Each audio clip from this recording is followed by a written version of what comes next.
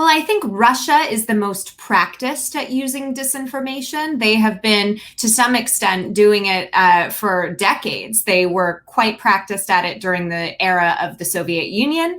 And now we see the modern day Russian Federation becoming fairly adept at using social media tools and other online influence tools to influence political outcomes around the world, from Central and Eastern Europe in 2007 with Estonia, 2008 in Georgia, all the way to Ukraine from 2013 and 2014 to today. And then we see Russia's online influence in places like the Central African Republic and Ghana and Venezuela and, of course, the United States. So they've opened that playbook for many other disinformation actors, malign actors to emulate. And since then, since the 2016 election in the United States, when so many people became acquainted with the terminology of disinformation for the very first time, that playbook has been cracked open and replicated by actors like China and Iran. And according to the US intelligence community, both China and Iran are becoming more and more sophisticated in their use of disinformation. They are using trolls and bots. So that's little bits of computer code that tweet or share automated social media messages in order to influence the online conversation.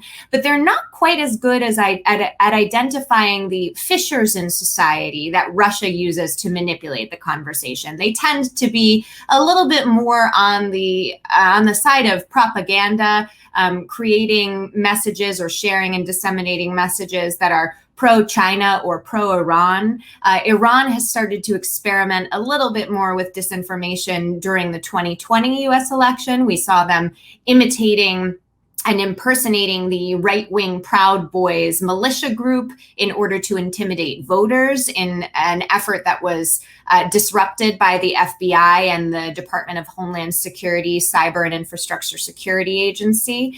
But again, neither of those two actors have really blossomed into the disinformation actor that Russia is. And we've seen many smaller nations engaging in disinformation as well, from Cuba to North Korea to even nations like Venezuela, Lebanon. And we see also disinformation for hire for some of these actors, where they're hiring out PR agencies, public relations firms, in order to do their dirty work for them. So there is a little bit of an air of plausible deniability between that nation state, their government, and the actual folks who are spreading the disinformation.